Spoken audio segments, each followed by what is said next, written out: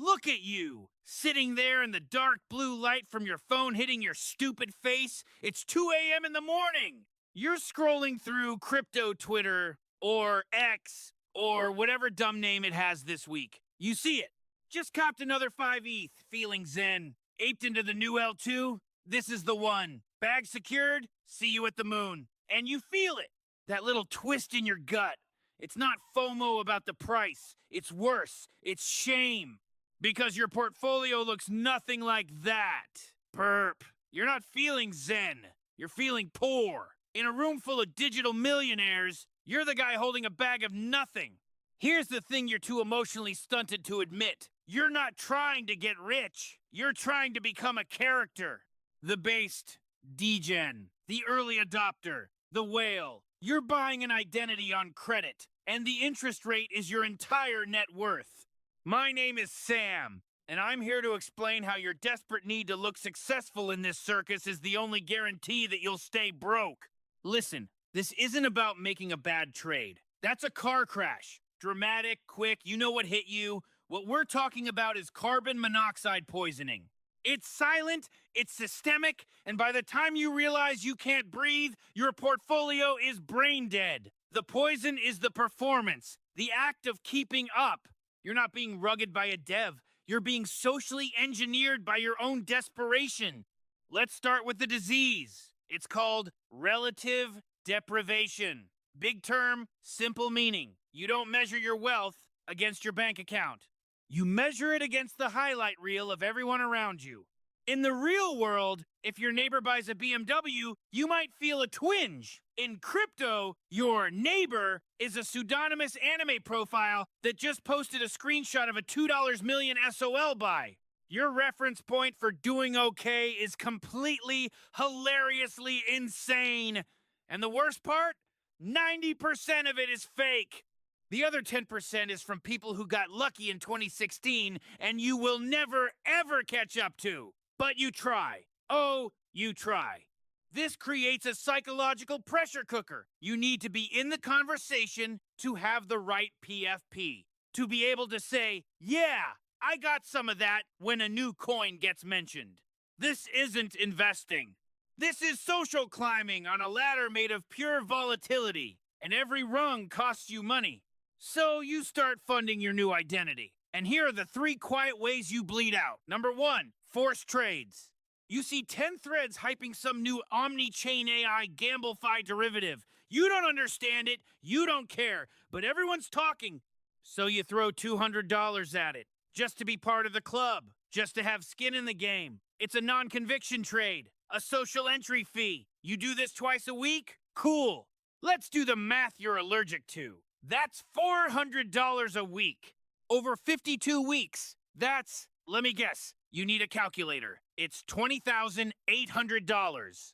You just pissed away 20 grand on tickets to a party where you're still the loser standing in the corner. But it's not just the 20 grand. That's diverted capital.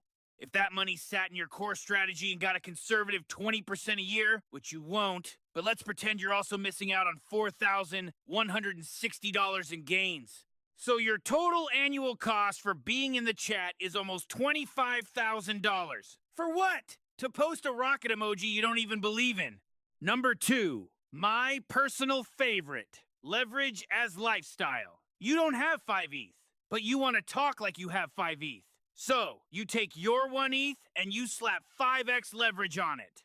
Now, in the casino's eyes, you're playing with 5 ETH. You feel big, powerful. You can finally post that adding to my position screenshot without technically lying. You're not using leverage to amplify a high conviction thesis. You're using it to rent a costume, the costume of a whale. And the rent? It's paid directly from your capital. Opening fees, funding rates. It's a slow drip. Let's say you open a $10,000 position at 5x. The fee is small, 0.05%. That's $5. You hold it for a week to look committed. Funding costs maybe another 10. You get bored, close it. $15 gone. Do this once a week to stay relevant. That's $780 a year in pure fee bleed. That's before the liquidation engine even revs up. And it will. Because a costume rented on margin doesn't fit well. One wrong move and the whole thing gets ripped off you in a flash. But hey, for a few days, you gotta feel like a king. Worth it, right? And the third drain. Phantom gain spending. This is the most poetic form of self-sabotage. Your portfolio is up on paper. You haven't sold anything. The gains aren't real. But the new NFT profile picture you want is real. The networking trip to Dubai for the conference is real. The I'm a crypto guy now. Rolex. Okay, fine. A fancy gaming chair is real. So you cash out a little SOL to pay for it. You convert potential future compounded gains into a present-day lifestyle accessory. You're spending money you don't technically have yet. It's like taking out a loan against a lottery ticket you haven't scratched. It's breathtakingly stupid. But you need the props for the performance. You need to show you've made it so people think you know what you're doing. It's a feedback loop of financial suicide. So now you've got these three siphons hooked into your portfolio's jugular. Forced trades, leverage rent, and phantom spending. You track your bad trades. You don't track this. This just feels like being part of the community. The cost of doing business. Let me be clear. It's not a cost. It's a tax. A self-imposed social tax for the privilege of feeling like you belong to a club that would drop you the second your wallet hits zero. But you don't believe me. You think I'm being dramatic. Cool. Let's make it tangible. Let's talk about Alex. Alex is 29. He's a software engineer. He's not an idiot. He started 2024 with a $50,000 crypto portfolio. He's active in 3 Discord servers. He follows all the right people. He feels the pressure to not be the normie who missed the next big thing. So, Alex's year begins. He sees hype about a new layer 2. He doesn't fully get it, but he drops $300 to get a bag. Forced trade. A month later, a meme coin is pumping in the general chat. He apes $500. Forced trade. He does this, on average, twice a month. Over the year, that's 12 grand walking out the door for social participation badges.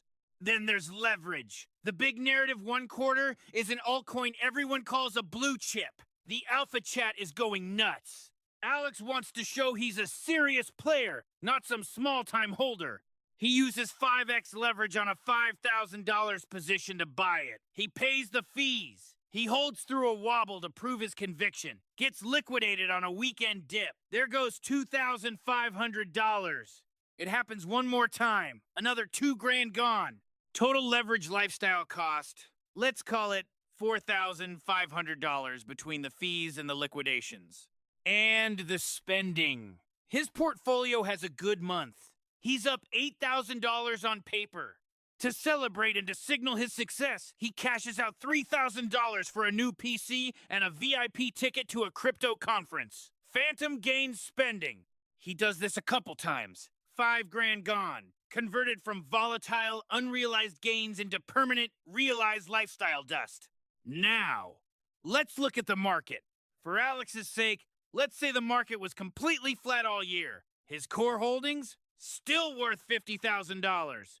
In a neutral world, he should end the year with 50 grand. Here's reality. Start $50,000 minus forced trades, $12,000 minus leverage bleed and losses, $4,500 minus phantom spending, $5,000. Do the math. I'll wait.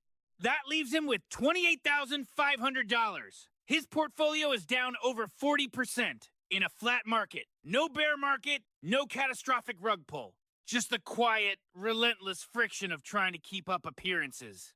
That missing $21,500, that's the social tax. You pay it with your dignity as the down payment, and your capital covers the rest.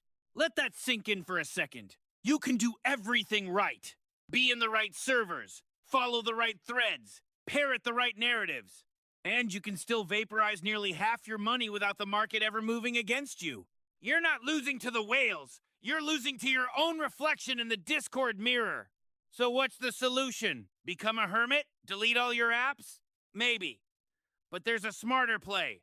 One that doesn't require you to have the willpower of a monk. It's about building anti-fragile social capital. Listen, true wealth in this space isn't just financial capital. It's social capital you don't have to pay for. Look around. The most respected names aren't always the ones flashing balanced screenshots. They're the ones writing sharp analysis. Building useful tools, creating art, curating information. They gain status through work, not through apins. They're contributors, not consumers. Their social capital protects their financial capital. People listen to them not because of their bag size, but because of their brain size. You can do that. You can provide value that isn't monetary. It's harder than swiping a credit card, but it doesn't cost you a dime in gas fees. This leads to the ultimate power move, the decoupling. Your most powerful asset is not a big bag everyone knows about. It's a big bag nobody knows about. You need a cold wallet for your ego. Your public persona? That's the decoy. That's the wallet with a few grand you can talk about, trade with, even lose to seem relatable. Your real portfolio? The one that actually matters? That's in a wallet whose address you've never typed into a social media bio. That's where you make your actual decisions, based on logic, not on whether you'll look cool in the group chat. Anonymity is a financial position. It means no one can front-run your moves. No one can shame you into holding a losing trade. No one can pressure you into the next big thing. Your peace of mind becomes your edge. Think about Maya. She's a graphic designer. She runs a small newsletter on crypto art trends. She's got a modest, focused portfolio she never discusses. Her social capital comes from her killer infographics and her sharp eye for design. Projects pay her in stablecoins for her work. Her financial moves are private, deliberate, and completely disconnected from proving anything to anyone. She ends the year with a bigger network, a stronger reputation, and a quietly growing net worth. She didn't pay the social tax. She charged an admission fee. Here's your new mission. Since you clearly need someone to tell you what to do, stop trying to perform wealth. Start building real value. Value that doesn't come from a screenshot. Make your social presence invaluable for free. And make your real financial position completely invisible. The freedom you get from that is worth more than any leveraged position. You'll finally make trades based on what you think, not on what you think people think of you. It's the difference between being a character in someone else's story and being the author of your own. A boring, profitable, anonymous author. Now get out of here. You've got some wallets to restructure.